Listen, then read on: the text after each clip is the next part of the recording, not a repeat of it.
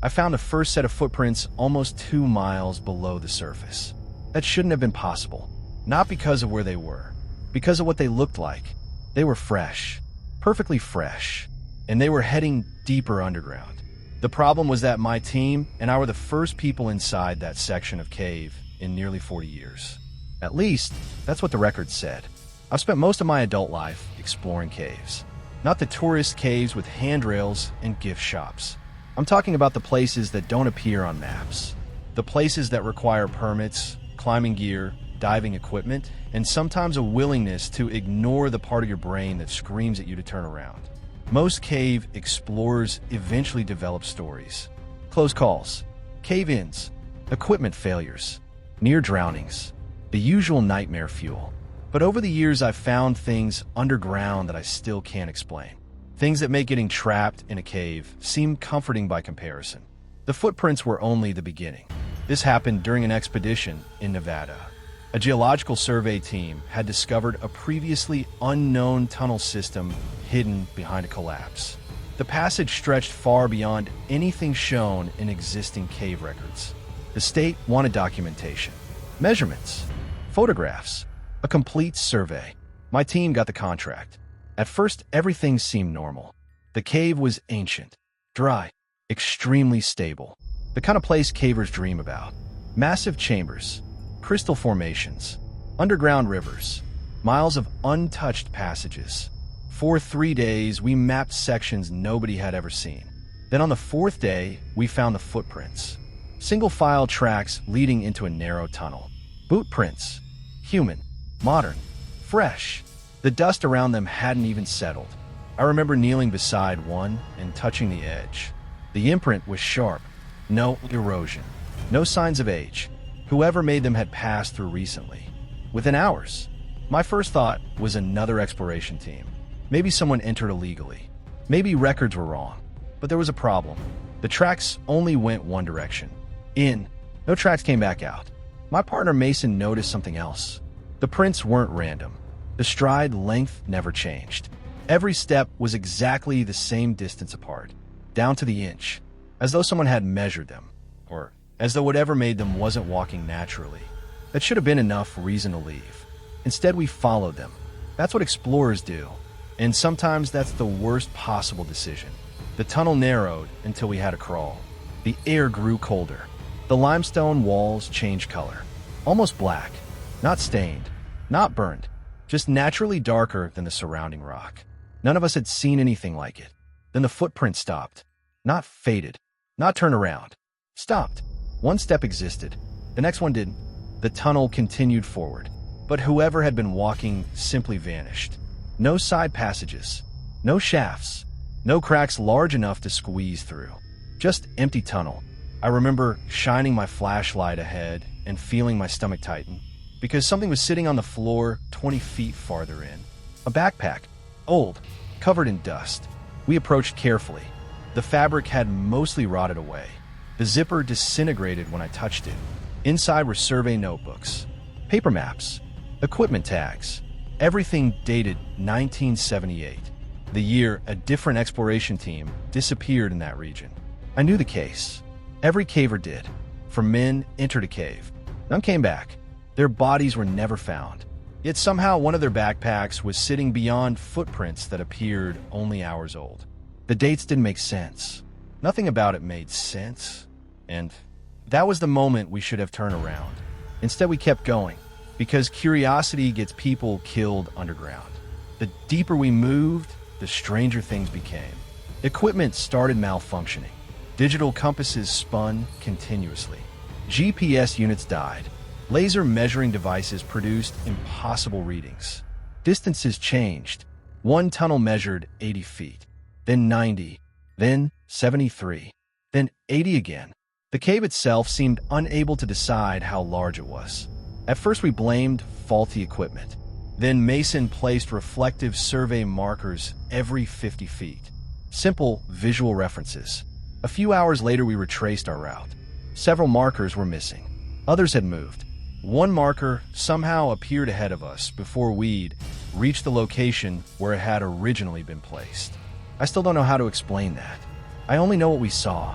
and what we saw made no sense. The next discovery was worse. Much worse. We found a door. Not a cave formation. Not a mining structure. A door. Metal. Rectangular. Embedded directly into solid rock. No hinges. No handle. No visible mechanism. Just a steel surface covered with scratches. Thousands of scratches. Most looked random, until we examined them closely. They weren't scratches. They were words. Names. Hundreds of names. Carved into the metal. Some dated back decades. Some looked recent. Some matched missing persons reports. One matched a missing climber who had vanished only 6 months earlier. Someone had carved the date of his disappearance beneath his name. Nobody knew who. Nobody knew why. And at the very bottom of the door were 4 words. Do not open it. We laughed nervously, because that's what people do when they're scared. But nobody touched the door. Nobody wanted to be the first. Eventually, we marked its location and left. At least that's what we thought happened. The next morning, something strange appeared in our camp log. Every expedition keeps records. Times, locations, observations, equipment checks. The previous day's entry included a paragraph nobody remembered writing. The handwriting belonged to Mason, but he swore he hadn't written it. The paragraph said, "The door is already open." That was it. One sentence, nothing else. Mason looked genuinely terrified, not confused. Terrified, because the handwriting was undeniably his, and he had no memory of writing it. That should have ended the expedition, but funding was involved. Schedules, deadlines, people above us who didn't care about strange stories. So we continued. The cave responded immediately, almost like it knew we'd stayed. That's the only way I can describe what happened next. The sound started. At first they were distant.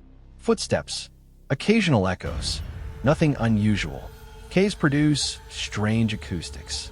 But these sounds were different, because they always occurred just beyond visual range.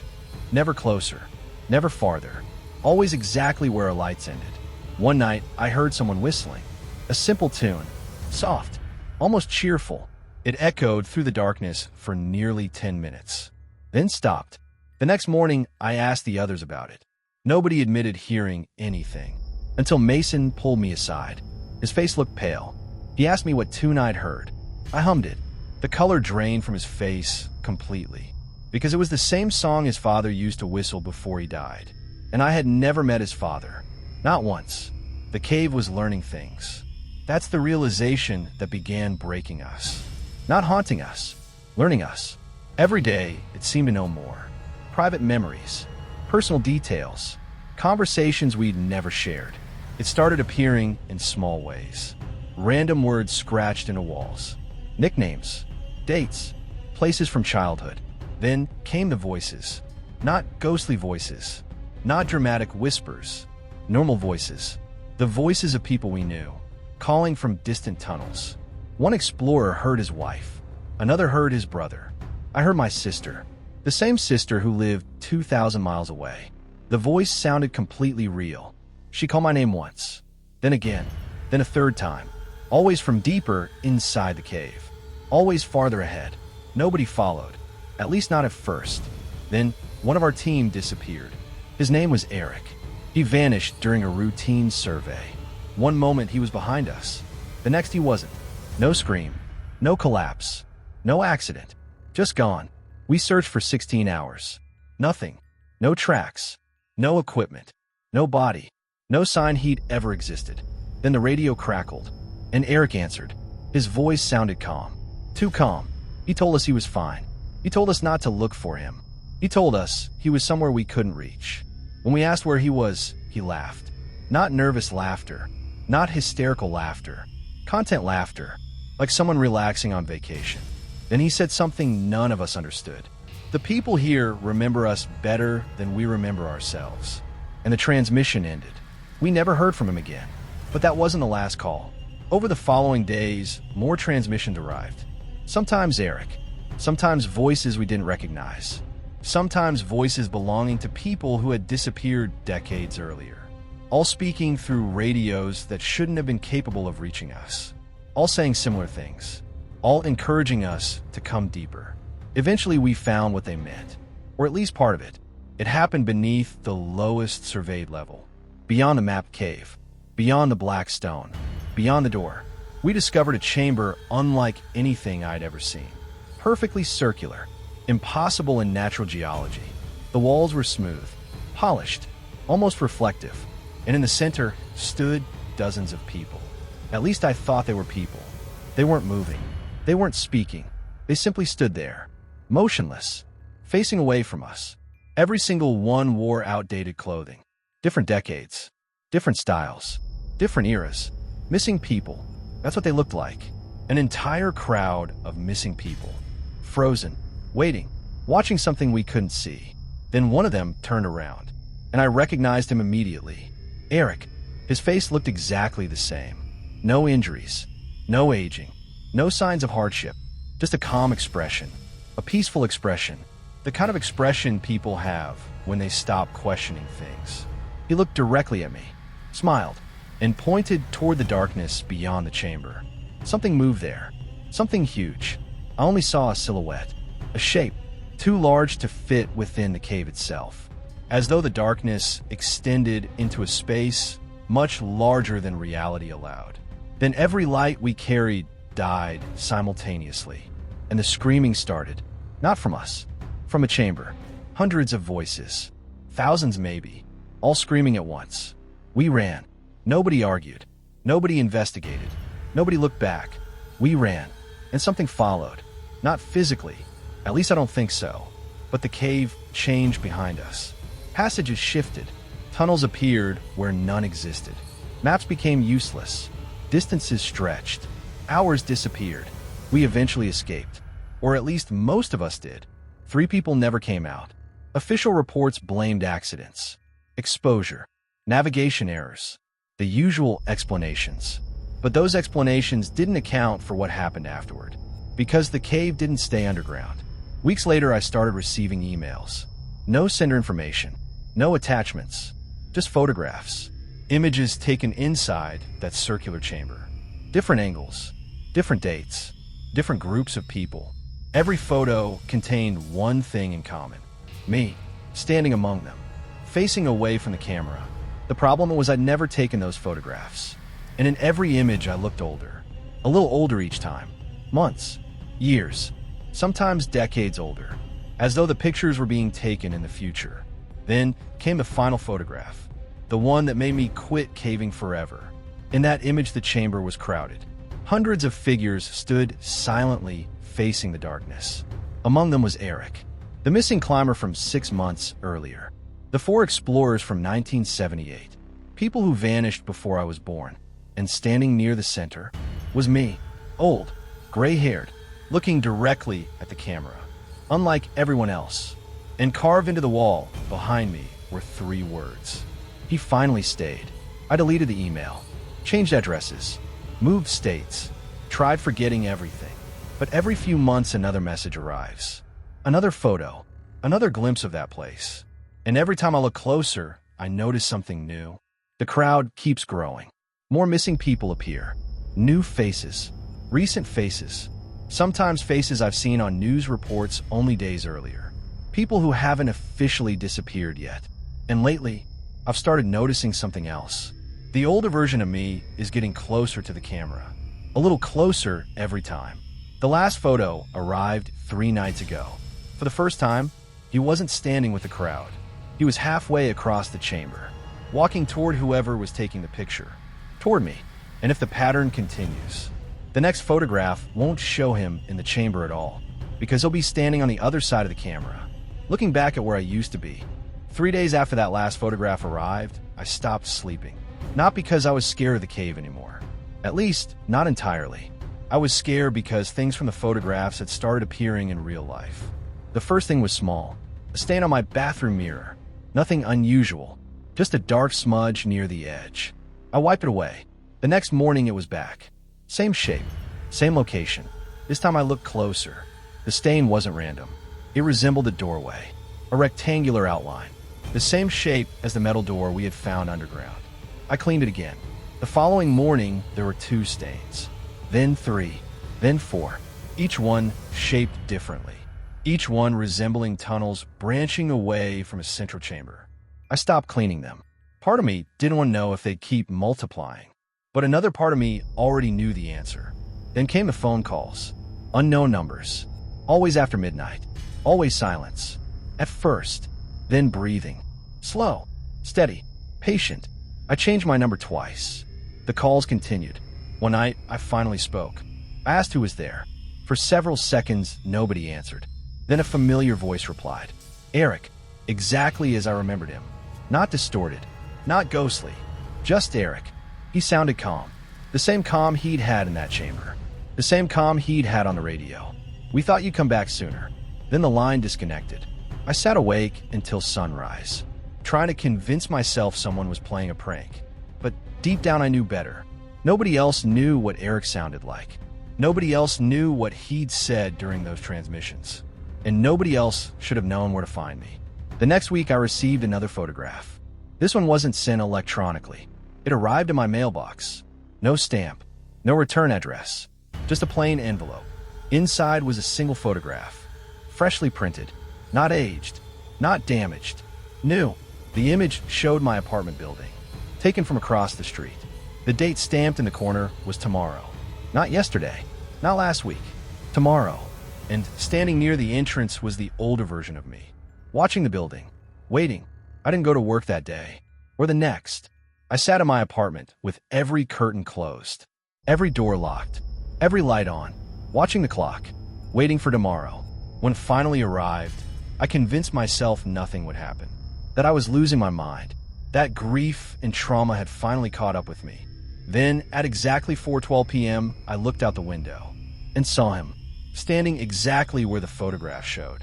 The older version of me. Gray hair. Same jacket. Same face. He wasn't looking at the building. He was looking directly at my apartment window. At me. I froze. Every instinct told me to run, but I couldn't move. We stared at each other for nearly 10 seconds. Then he smiled. The same expression from the photographs. Not threatening. Not angry. Almost sympathetic. Then he turned and walked away. I ran downstairs. I don't know why. Maybe I wanted answers. Maybe I wanted proof. Maybe part of me was already following him. By the time I reached the street, he was gone. Completely gone. No pedestrians. No vehicles. Nothing. Just an empty sidewalk. And something lying near the curb. Another photograph. This one showed a place I'd never seen before. A tunnel. Perfectly smooth walls. Black stone. At the bottom was a handwritten note. You're getting close. That was 6 months ago. Things have only become worse since then. Sometimes I wake up with dirt on my shoes. Black dirt. The same black dust from a cave. Sometimes I find photographs in rooms I haven't entered. Sometimes I hear voices from empty hallways. Not threatening voices. Familiar voices. People I know. People I used to know. People who are still alive. Calling from somewhere just out of sight. And lately, I've started recognizing faces in the crowd. Not missing people. Not strangers. People from my everyday life. My landlord. A cashier from a grocery store. A woman who walks her dog near my apartment. All appearing in the chamber. All facing the darkness. As if they're already there. As if part of them arrived before the rest. I've considered destroying the photographs. Burning them. Throwing them away. But they always return. Sometimes in my mailbox. Sometimes on my desk. Once I found one under my pillow. I still don't know how. The newest photograph arrived yesterday. And it's the reason I'm finally telling this story. In every previous image, the crowd faced away from the camera. Always. Without exception. This time they were all facing forward. Hundreds of them. Watching. Waiting. Every missing person. Every explorer. Every face I'd seen before. Including Eric. Including the older version of me. And behind them, for the first time, the darkness moved. Not a silhouette. Not a shape. Movement. Something enormous shifting beyond the edge of the chamber. Something too large to exist underground. The photograph shouldn't have been able to capture it. Yet somehow it did. And written across the bottom was a message. Not typed. Handwritten. In my own handwriting. I recognized every letter. Every curve. Every mistake. The note said, "We finally found the exit." I don't know what that means. I don't know where the chamber is. I don't know what exists beyond it. I don't know if those people are dead. I don't know if they're trapped. I don't know if there's something else entirely, but I know one thing. Last night, I received a phone call. The caller ID displayed my own number. When I answered, I heard my own voice. Older, tired, very far away. He only said one sentence. A sentence that has kept me awake ever since. Whatever you do, don't let us out. Then the call ended. And just before dawn this morning, someone knocked on my front door. 3 slow knocks. I looked through the peephole. A man was standing in the hallway, gray-haired, wearing my clothes, holding a photograph, and smiling exactly the way I smiled in the chamber. He's still out there. I haven't opened the door, but every few minutes another knock comes. And every time I check the peephole, he's a little closer. The last time I looked, his face was pressed against the glass, still smiling, still holding the photograph, waiting for me to let him in. And somehow, I already know what's in the picture, because I don't think it's showing where I've been. I think it's showing where I'm going next.